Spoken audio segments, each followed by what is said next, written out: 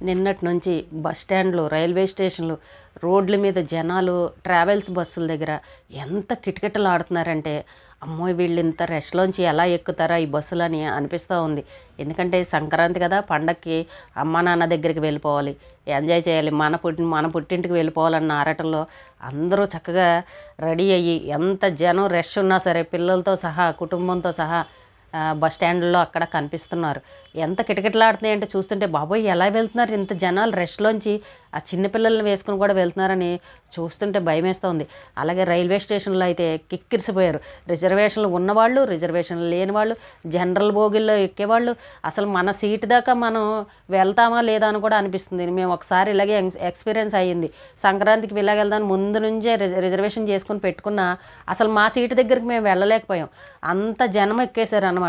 అమ్మ బాబోయ్! ఇంకెప్పుడు కూడా ఆ టైంలో మాత్రం వెళ్ళకూడదు అని అనిపించేసి, ఇంకా అప్పటి నుంచి మేము సంక్రాంతికి వెళ్ళకూడదని మానేసాం. ఎందుకంటే అంత ఇబ్బంది పడిపోతూ ఉంటాం. ట్రైన్లో ముందే రిజర్వేషన్ చేసుకున్నా కూడా రష్ ఎక్కువ ఉంటుంది. ఇంకా జనరల్ బోగీల విషయానికి వస్తే ఇంకా అసలు కాలు పెట్టి నుంచోడానికి కూడా ఉండదు. చాలామంది మగవాళ్ళు కూడా ఈ ఒంటికాల మీద నుంచుని అలా ప్రయాణం చేస్తుంటారు. వాళ్ళకి ఏం చేస్తారు పాపం, అంతంత రేట్లు పెట్టి టిక్కెట్లు కొనలేక, పైగా ఇక్కడ ఉద్యోగాలు ఎప్పుడు సెలవులు ఇస్తారో ఏంటో సరిగ్గా తెలీదు. సడన్గా అప్పటికప్పుడు బయలుదేరే ప్రయాణాలు ఉంటాయి చాలా మటుకు. అలాంటి వాళ్ళు ఎక్కువ పెట్టి డబ్బులు పెట్టి ఈ ట్రావెల్ బస్సుల్లో టికెట్ రేట్లు అయితే చూశారు కదా ఎంత చెప్తున్నారో. అవన్నీ కొనలేక జనరల్ బోగీలు ఎక్కుతూ ఉంటారు. ఎంత స్పెషల్ ట్రైన్లు వేసామని అన్నా కూడా జనాలు వేళ్లాడుతూ కిక్కిరిసిపోతూనే ఉంటారు. మన సైడ్ అంటే ముందే ఎంత జనం ఉంటారంటే, చంటి పిల్లల్ని వేసుకుని మరి అలాగే పడుకొని అక్కడే కింద పడుకొని ఇబ్బంది పడుతూ వెళ్తూ ఉంటారు. ఎలాగోలాగా ఈ రాత్రి గడిచిపోతే చాలే, ఇంటికి వెళ్ళిపోయాక చూసుకుందాం అన్నట్టు సంక్రాంతికి వెళ్ళాలని కంగారు ఆరాటంలో ఇంకా ఈ కష్టాన్ని గుర్తుపెట్టుకోరు, మర్చిపోతారు. ఎలాగోలాగా వెళ్ళిపోయామా లేదా అన్నట్టు పాపం అలా ప్రయాణాలు చేస్తూ ఉంటారు. మొత్తం అందరూ వెళ్ళిపోయాగానే రేపటి నుంచి హైదరాబాద్ మొత్తం ఖాళీ అయిపోతుంది. జనం ఇక్కడ ఎవరు ఉండరు. అలాగే రిలీజ్ సినిమాలు ఉన్నాయి. సినిమాలు ముఖ్యంగా వెంకటేష్ సినిమా ఉంది, ఇంకోటి బాలకృష్ణ సినిమా. ఇలాగా సంక్రాంతికి వెళ్ళారు అని అంటే యూత్ పిల్లలు కానీ ఎవరైనా సరే ముందు రిలీజ్ సినిమాలకు వెళ్ళిపోతూ ఉంటారు. సంక్రాంతి పండగ అనగానే సినిమాలు రిలీజ్ నాడే చూసేయాలన్నట్టు ఎంజాయ్ చేస్తూ ఉంటారు. అలాగే మగవాళ్ళు ఇంకా కోడిపందాలు, ప్రత్యేకించి ఈ కోడిపందాలు, పేకాట్లు, ఈ గుండాట్లు అవి ఆడడం కోసమే ప్రత్యేకించి ఎంజాయ్ చేద్దామని డబ్బులు పట్టుకుని, ఇన్ని రోజులు కష్టపడిన డబ్బులు పట్టుకుని చక్కగా ఎంజాయ్ చేయడానికి వెళ్తూ ఉంటారు. డబ్బున్న వాళ్ళు సరే పెట్టడానికి ధైర్యంగా పెడతారు. అవి వచ్చినా రాపోయినా పోయినా పర్వాలేదన్న ఇదితోటి రెడీగా ఉంటారు. కానీ సామాన్యులు ఉంటారు చూసారా, చిన్న చిన్న ఉద్యోగాలు చేసుకొని మధ్యతరగతి కుటుంబాలు, ఫ్యామిలీతో ఉన్నవాళ్ళు, వాళ్ళు కూడా వీళ్ళందరినీ చూడడానికి వెళ్తూ ఉంటారు. ఎలా ఉంటారండి కోడిపందాల దగ్గర, పెద్ద పెద్ద టెంట్లు వేసి లైట్లు పెట్టి పాటలు పెట్టి ఒక రకంగా ఉండదన్నమాట. చూడ్డానికి వెళ్తారు. అలా చూడ్డానికి వెళ్ళి కూడా మన వాళ్ళు అత్యాశ కొద్దీ పాపం చూద్దాంలే ఒకసారి పెడితే వస్తాయేమో అన్నట్టు డబ్బులు పెడతా ఉంటారు. ఈ గుండాటల్లో, పేకాటల్లో, కోడిపందాల్లో పందాలకి పెడతా ఉంటారు. పోయేవి పోతూ ఉంటాయి, వచ్చే వాళ్ళకి వస్తూ ఉంటాయి, మళ్ళీ వచ్చిన వాళ్ళు మళ్ళీ పెడతా ఉంటారు. ఇవన్నీ జరిగేవే. అవేమి నేను బాగా సంపాదించాను అన్న వాళ్ళు ఎవరు కనబడరు. ప్రతి ఒక్కళ్ళు నావిపోయాయి అని చెప్పుకునే వాళ్ళే ఉంటారు లాస్ట్కి.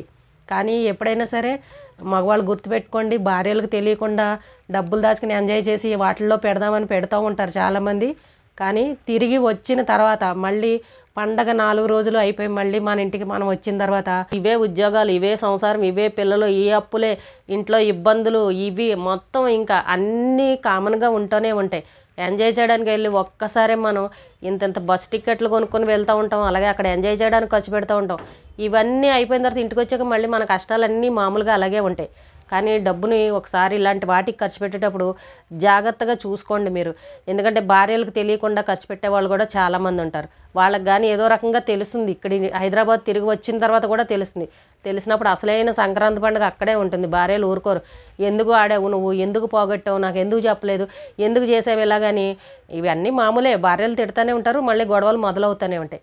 కానీ అవి చూసుకోండి, ఇబ్బంది పడతారు. ముందు భార్యలు తిట్టడం మాట ఎలా ఉన్నా మీ ఫ్యామిలీని మీరు గడుపుకోవాలి అని అంటే చాలా ఇబ్బందులు పడతారు. కాబట్టి పెద్దవాళ్ళు ఆడుతూ ఉంటే మీరు చూసి ఎంజాయ్ చేసిరండి, తప్పేమి లేదు. కానీ ఇలా మీరు ఇన్ని రోజులు కష్టపడిన సొమ్ముని మాత్రం ఇలా వీటిల్లో పెట్టి పోగొట్టుకోకండి ఎవరు కూడా. 4 రోజులు ఎంజాయ్ చేద్దామని వెళ్ళి మనం సంవత్సరం అంతా కష్టపడిందంతా ఒకేసారి ఇలా తూచని పోగొట్టుకున్నామంటే చాలా బాధ అనిపిస్తుంది. కానీ అలాంటి పనులు చేయకండి. చక్కగా సరదాగా వెళ్ళి అందరు కుటుంబ సభ్యులు బంధువులతో అందరినీ కలుసుకొని చిన్ననాటి ఫ్రెండ్స్ని అందరినీ కలుసుకొని ఎంజాయ్ చేసి క్షేమంగా తిరిగి రావాలి. అంతేగాని ఇలాంటి పిచ్చి పిచ్చివన్నీ చేసుకుని మీరు అనవసరంగా డబ్బులు పోగొట్టుకోవద్దు. కొంతమంది ఇంట్లో తగాదాలు పెట్టుకుని మళ్ళీ భార్య తల్లిదండ్రులతో పెట్టుకుని డబ్బులు తీసుకెళ్ళి కూడా పెడుతూ ఉంటారు. అలాగే అప్పులు చేసి కూడా పెడుతూ ఉంటారు. భారానికి మించినవి ఎవరూ చేయొద్దు. అలాగే అత్యాశకు మించి మాత్రం ఎవరు ఇలాంటి పనులు చేయకండి. ఊరికే చూసి ఎంజాయ్ చేసుకుని రండి, అంతవరకు పర్వాలేదు. కానీ ఎందుకంటే సంక్రాంతి అనగానే ఎక్కడెక్కడ వాళ్ళో తిరిగి అక్కడికే వచ్చి చూడడానికి కూడా వస్తూ ఉంటారు. పర్వాలేదు, ఎంజాయ్ చేయడంలో తప్పేం లేదు. కానీ చూసుకోండి అన్నీ మన ఇబ్బందులన్నీ దృష్టిలో పెట్టుకొని. అలాగే ఛార్జీల విషయానికి వస్తే చూసారు కదా, బస్ టికెట్లు ఒక్కొక్కటి రేట్లు ఎలా ఉన్నాయో. మామూలుగా రిజర్వేషన్ చేసుకున్న వాళ్ళు ఎప్పుడో రిజర్వేషన్ చేసుకున్న వాళ్ళు అయితే పర్వాలేదు. కానీ ఈ ట్రావెల్ బస్ టికెట్లు కానీ ఎంత విపరీతంగా ఉన్నాయంటే అసలు మామూలు సామాన్యులకైతే అందుబాటులో అయితే లేవు. కానీ కొంతమంది బ్యాచిలర్స్ కానీ వేరే పిల్లలు ఎవరైనా కూడా సడన్గా అప్పటికప్పుడు సెలవులు చూసుకుని బయలుదేరాలి అనుకుంటూ ఉంటారు ఉద్యోగాల నుంచి వచ్చి. అలాగే అంతంత డబ్బు పెట్టలేని వాళ్ళు కూడా ఉంటారు.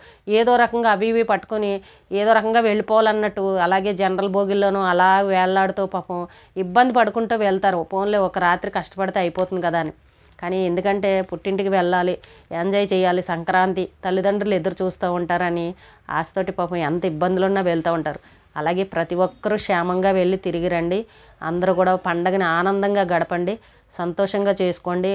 జాగ్రత్తలు కూడా వహించండి. మీరు ప్రయాణాలు చేసేటప్పుడు కారుల్లో వెళ్తున్నారు, ట్రాఫిక్ జామ్ విపరీతమైన ట్రాఫిక్ కార్లు అయితే. కానీ సొంత కార్లు ఉన్న వాళ్ళు వెళ్తున్నారు బాగానే. సొంత కార్లు లేని వాళ్ళు ఇలాగా ఏది దొరికితే దాన్ని పట్టుకొని వెళ్తున్నారు. మొత్తానికి ఇంటికి సొంత ఊరికి చేరుకోవాలన్న ఆనందంతో చక్కగా వెళ్తున్నారు. జాగ్రత్తగా వెళ్ళిరండి క్షేమంగా.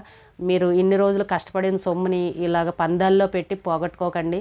ఎందుకంటే మళ్ళీ తిరిగి వచ్చాక మన ఇబ్బందులు మన సమస్యలు అవన్నీ మామూలుగా ఉంటూనే ఉంటాయి.